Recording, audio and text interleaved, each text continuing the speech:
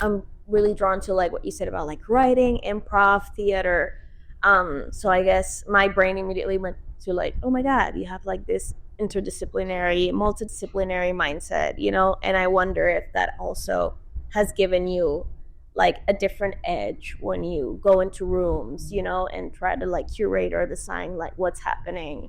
Do you use like, I don't know, does it cross your mind, or it's just already there so settled that you're like, okay, this is what we're gonna do, you know? Like, how do you use other disciplines? I mean, I feel like I use it all the time, which is funny. And it was so funny. Like, I was like, you know, like these things are so different at first when I first started, but I think it's all the same process. I mean, it's like, I think it's a lot of, you know, I feel like a lot of editing kind of work goes into it, and like that kind of part of writing. I feel like because theater kind of mixes a bunch of different art forms together, like I've dipped my toes in a lot of different stuff, and just, you know, I'm not necessarily, you know, I think a lot of people are not necessarily trying to be like I feel like I will tend to know what like hits as camp or hits as satire, or like it will be able to work in this moment, because it's like, yeah, like a Britney Spears track is not always going to work in the moment. But if there's a way to do it, or that, like, I even think about like the one gig where I played like a Defying Gravity remix that they like released after the show came out. That's like a fucking like Idina Menzel having different riffs, and I was like, this is the only time I can play this, but like it has to be in this moment. And so I think like that for me is definitely what I take from theater. I think a lot of what I studied in school was performance studies, and like the concept of everything as performance. And I think a lot of that work I really kind of see where it's like, you know, a DJ is a performer at the end of the day, and not necessarily like, I feel like performer, when we hear it, it's like but I'm always like, perform is just like to do something, and it's like, you know, it's very just like to do something, and we're just interested in each other kind of like doing something. So it's all, you know, dancers are performers. I could go on. I think we're all on the same path, on the same lane there, mindset in terms of performance. I think everything's a performance. I think performance is basically you live your life, but you're aware of what you're doing. I think people live like their day-to-day not aware of their surroundings or their actions. I think performance is knowing I'm doing this with this intention, and this is what I want to get out of it. I'm going to make this decision and that decision, which is basically what you're saying about DJing, right? Yeah. Improvising with what you're feeling, who your audience is, which is amazing. How does your life influences and your identity and like the things that you've grown up with affect that? Now we know that like theater, but is there something like from your childhood or from you when you were a teen or through your life that you're like grabbing onto when you're performing and doing the sets? Absolutely. I mean, I think I try to embrace a lot of the different kind of musical backgrounds I come from. So like, you know, even my mom is from Belize, and so I grew up with a lot of, you know, it's mostly from soca, even though soca isn't necessarily only Belizean, but you know, it's many different countries doing soca.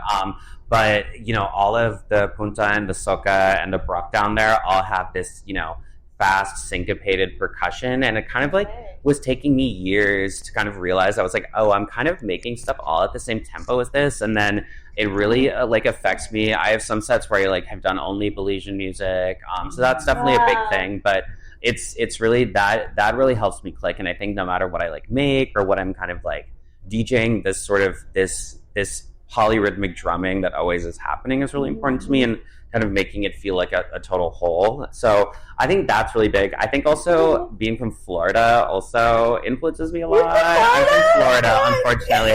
And I'm from Jacksonville, so I'm from like, you know, North Florida. So like, you know, I'm like, I grew up a country. I grew up with like emo hitting really big. Like, I just feel like I come from a lot of different kinds of stuff. And there's definitely some, you know, a lot of people do way more cross genre than I do, because there's definitely like some genres I do and some I like don't know as much. But I think, you know, for part of me, it's like I really love the idea of these different kinds of club styles that kind of exist in different spaces. So like, I think it's so common in Latin America that there's so many different like genres and styles, and they're really based on place and time and all of these. And I think it's like I just love kind of like following little enclaves of that in the world. Like, I think of like, you know, like Baltimore Club and Jersey Club, and then like Vogue, and then like Chicago House, and all of these are not just genres, they're based on like a time and place. And yeah, and I think something you said was talking about futurism and like also like exploring the past. And I think there's this thing about, you know, we're sampling things from the past, and also I'm playing a lot of tracks that are like from like the 70s and 80s that sound like they were made like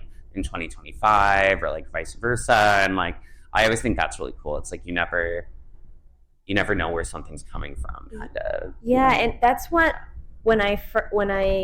so I know of you because of Erin Kilmurray, right? You have worked with, you know, them big time, me too. And then when I was like, oh, okay, Erin's working with the DJ. I immediately, you know, went to your Spotify and listened to Organism and then all the other ones. And I was like, what? I was like, I'm a lover of music, you know, and like rhythm too. So I could feel what you're saying makes sense to me because I was like so seduced. That's a new word that I'm using this week. Nice, I would say nice. I was so seduced by like the atmospheric space that you create with like the reverb or whatever you use. I don't know, you know? And also then like you will like insert some like very, I'm going to say this, like natural rhythms or like that I feel that you grab an instrument and do it. And then like you would like change it into something like more electronic per se. And I was like, oh my God, this is so like fluid and like malleable, you know? And I felt that I was able to like kind of mini travel to like different spaces, you know? And I wonder if like DJing and making music and mixing has like allowed you to explore your identity more and has become a way to also like assert yourself or like become the person who you want to be through your art, you know? Or like how does that, you know? Yeah. I mean, I think I think that's what is really a lot of people turn to with DJing. It's like, you know, it's so funny. It's like, I feel like it's sort of in TikTok world now and so many DJs are like performers. And I feel like that wasn't necessarily true when I started, like to some extent it was, but it was a lot of like, you know, shy people who are showing this really micro specific interest and like kind of doing it. And so I definitely do feel like it's allowed me to kind of like express myself and do kind of things I wouldn't normally do and just like step into being a performer and doing it. I think that's it took me a long time to kind of figure out like what my place in that was like. And I think, you know, for better or for worse, there is this sense of performing that's in it that that really, you know, affects me. And I also think a lot about how, you know, I didn't necessarily like transition right when I was starting to DJ, but they were kind of in tandem with each other. And I think it's kind of this thing of like, oh, I'm going to like step into myself both artistically and, you know, just like be able to do what you want to do. I've seen it happen with a lot of different like artists and stuff when it's in tandem with that kind of thing, and it really opens up someone's thing. So it's my favorite. It's interesting that you say that how your transition and like your career as a DJ kind of like meshed together, and how that maybe became not a vessel, but like a way to express your identity or help you get to A from A to B, let's say. We actually spoke about that in one of our first episodes with Arca, being one of the people that like used her covers and the music and the narrative she created in her albums to slowly, maybe not come out to her audience, but work internally how to present her identity, maybe with these otherworldly, a little bit more grotesque figures, and slowly start presenting her as herself. Do you do that in any way with like as a whole, like with your lighting, with your covers, with your lyrics? Is that something that you've been doing through your career and your transition, like working in tandem and somehow?